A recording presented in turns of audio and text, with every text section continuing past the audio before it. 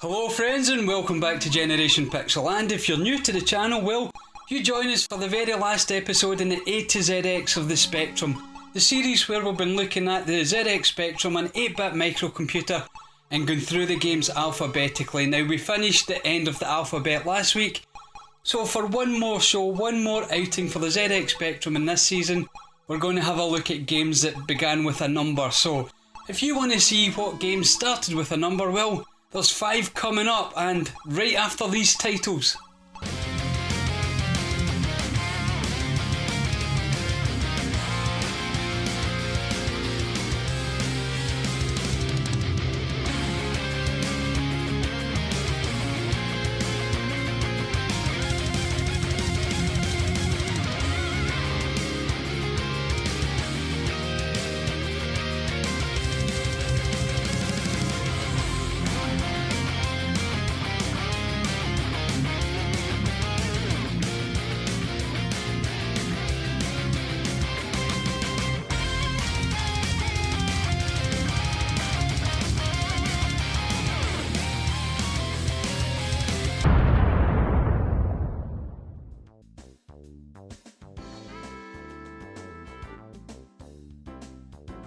The first game we're going to have a look at, starting with a number, is 3D Star Wars from Elfin Software in 1983.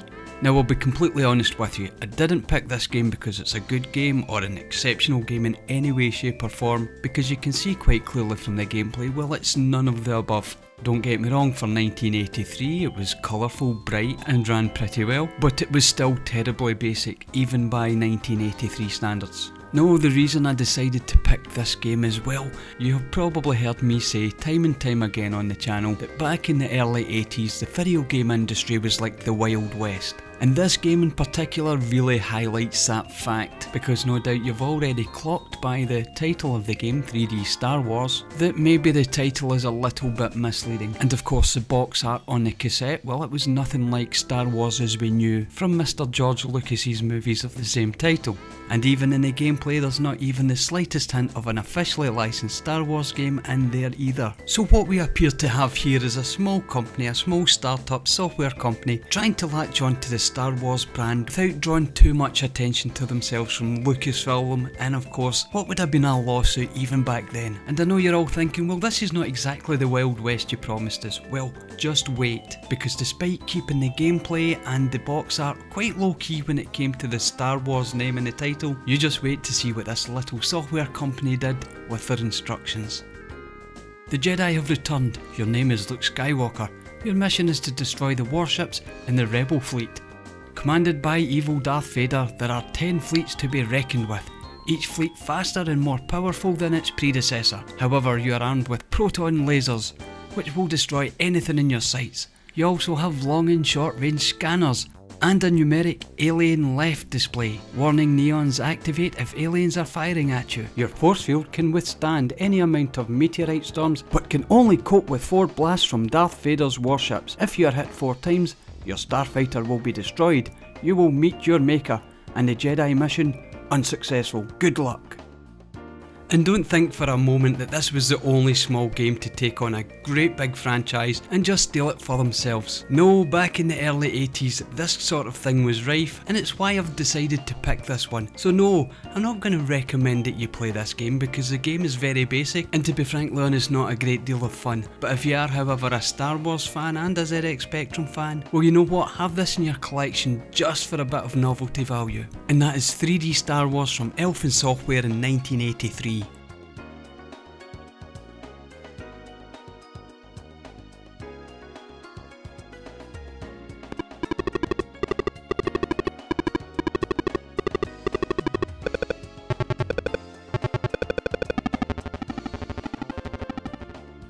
Next up, we're going to have A View to a Kill from Dolmark in 1985, because how could we do numbers without doing 007? And when I tell you it doesn't get any better from that awful theme music you've just heard, well, just hold on to your britches. Because let me tell you, this game is even worse than 3D Star Wars. Because not even during this recent gameplay footage captured did I even manage to get past this ridiculous driving stage. Now don't get me wrong, having a look at it you can see what they were trying to do. And in fact it even kinda looks like an early Grand Theft Auto. You know, not the 3D Grand Theft Autos, but the early ones, Grand Theft Auto, Grand Theft Auto 2, those games that were on the PlayStation and had a top-down perspective. Now, from what I gather and what I remember, what you had to do in this first level was follow that parachute. Well, let me tell you, try as you might, you will never catch it. Well, I'm sure somebody must have done it at one point, but I never managed to catch that parachute or progress past this particular stage. And this was down to two particular reasons. One was the control of the car.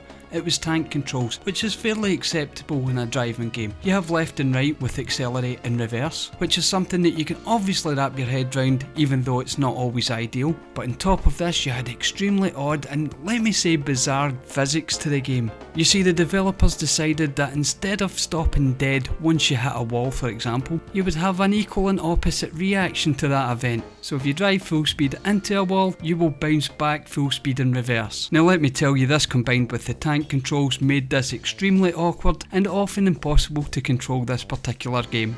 And that's before I even get to the combat mechanics, because you see, there was some combat here. Your car did have a gun, it had a fire button, but the developers obviously had no idea what to do with this because the hitboxes are extremely frustrating yet again. Many a time in this game you will shoot an enemy straight on and nothing will happen, and more often than not you will shoot to the side of an enemy target and it will hit and destroy it. There just seemed to be no rhyme or reason whatsoever to the hitboxes programmed into this game.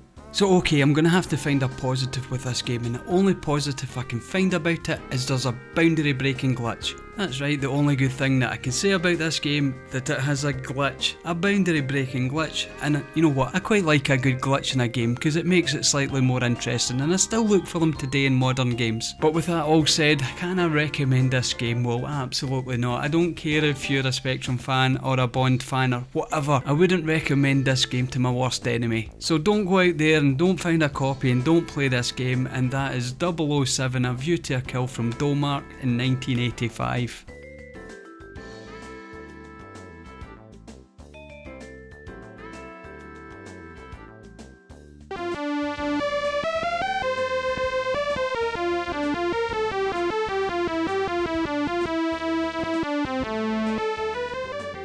So next up for numbers, we're going to have a look at 007 Live and Let Die, so we can give James Bond and Dolmark another chance. And this is a game from 1988, so they've had 3 years to improve and perfect their James Bond formula and give us a decent 007 game. And have they managed to do it this time? Well, no. And firstly, the reason no is because the gameplay you're seeing here, this is all the game is. They've decided to focus on one scene from that movie, and that was the boat chase, and try and make that into a game, and you know what, it would work as maybe a boat chase game. Almost, but even saying that, the game isn't terribly impressive. Now, the ZX Spectrum, even the 128K version, wasn't a super powerful machine, but it did have more potential than this. And where I think they've managed to go wrong with this particular game, other than just focusing it on one scene, I mean, what were they thinking, is the fact that they've made the sprites too big. Now, the Spectrum had its limitations, as I've said. It wasn't the greatest when it came to music, it suffered from terrible colour clash because it couldn't layer colours properly. But one thing that it did have in its arsenal was lovely big sprites, and they've managed it with this game. The boat looks fantastic, the scenery looks good, but I've got so much going on this screen that, well, it's just too big, the boat. They haven't been able to make the course wide enough to properly navigate through it. And all this leads to one thing: you in your boat crashing into obstacle after obstacle with no or little chance to avoid them. And despite, as I've said, there's multiple levels to this game, it is all the same gameplay. It's just you in that boat with different scenery, different backgrounds, maybe slightly different enemy sprites to avoid. So Dolmark have managed to do it again. They've taken a great licence such as James Bond and produced a very substandard game. When you consider the 007 licence, there's just so much scope for what you can do with a game, and to focus it on one scene was just absolutely ludicrous, even for back in 1988. So do I recommend you getting this game? Well, absolutely not, because there's so many better and different boat race games or car combat games, take Spy Hunter for example, out there that you will get much more enjoyment out of. So my recommendation for this is quite simple: give it a miss. Do not go out there, do not buy it, do not try and play it. Well, again, unless you're a masochist, as I've said before. And that is 007 Live and Let Die from Dolmark in 1988.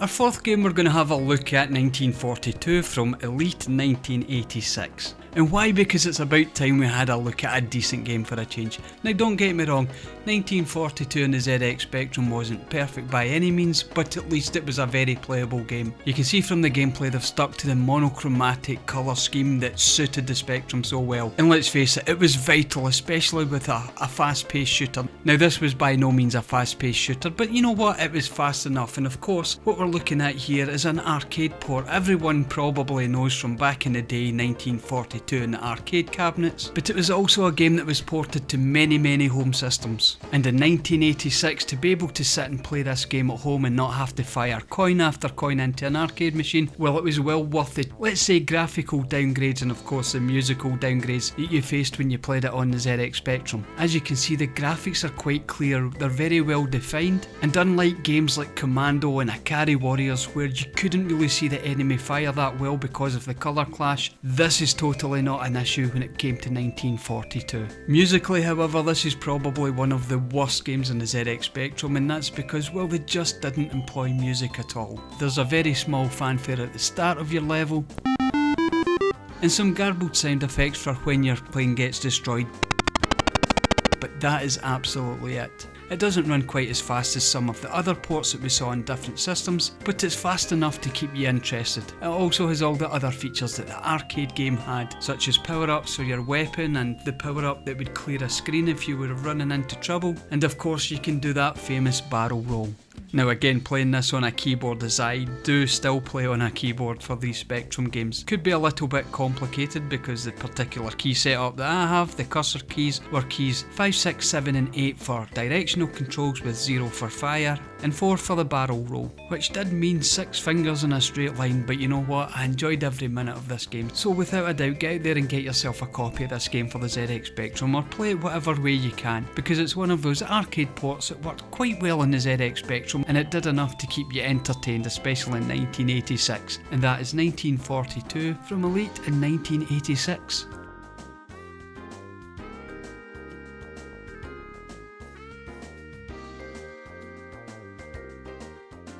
The last game we're going to look at for numbers is 180 from Masteronic Added Dimension in 1986, and yes, it's a sports game, but more specifically it's a darts game, and even more specifically than that, it's a game that I put hundreds upon hundreds of hours into. And yes, we did have a look at a darts game in a previous episode, but I did hint at the time that there were better dart games, and this for me was the cream of the crop. And quite simply because it was a first person dart game. As you can see from the gameplay, you control your hand, so you have this floating hand that you guide with sort of isometric controls across the board, and you try to launch or fire your dart at the target that you're after. Now for anyone who doesn't really know darts, well, it's a simple game usually. Both players start on the score of 501, and the whole point of the game is to get down to 0. And to do this, well, it's you quite simply hit the numbers on the dartboard. And okay, the dartboard is an outer rim where the score is doubled, and the centre rim where it's trebled, and of course you have the bullseye, which is worth 50, and the outer bull, which is worth 25. But let's not get bogged down in these complicated facts of darts. Now of course there was a competition mode, a one player mode where you played against 3 different characters, each of which having different skill levels. Obviously your first opponent was quite easy, your second opponent was a little bit tougher, and your third opponent, Jammy Jim, you could only beat him if you could pull off a 9 dart finish, which is the least amount of darts required to finish any game. But if you got good at the game, then obviously it was a fairly quick game to get through, and that's not why you would put hundreds of hours into this game. No, it had a 2-player mode, so you and a buddy could play this game head to head, and that's when the competition got real and you started to put serious hours into this game. Whether you were actually playing against your buddy or you were spending all your free time on the 1-player mode just getting better and better, so you would know that you would win every time you faced that true nemesis in this game. And just for some icing on this cake, well, there was something special. If you managed to score 180 points, and that's the highest you can score in any 3 darts, well, this happened.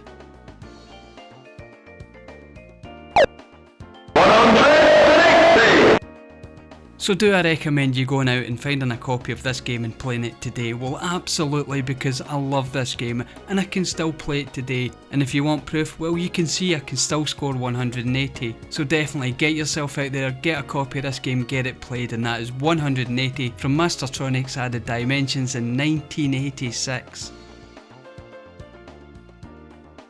So there you have it, my friends, that's another 5 games from the ZX Spectrum era, and even I'm not going to say 8-bit masterpieces this week, because let's face it, those 007 games, well, they were truly awful, and I wouldn't recommend anyone playing them, well, unless you're a complete and utter masochist. But if you are, well, maybe they're the thing for you. Now, if you want to talk about any of the games you've seen today, well, drop that down in the comments, because I love nothing more than the interaction between you and me, and it keeps this channel going, let me tell you. And thank you very much for all the comments and all the previous videos. Now, if you've enjoyed this particular video, or even this series, because it is the end of this series, then throw me a thumbs up on the way out, because, well, it makes a great deal of difference to the channel, but more importantly, makes me feel warm and fuzzy inside too. And of course, if you don't want to miss any future episodes, well, subscription button, always there, always free, and you can always change your mind if I start making videos about things that you're not interested in. So thank you again for watching, all of you, especially with all the comments that I received during the entirety of this season, and until next time, cheerio!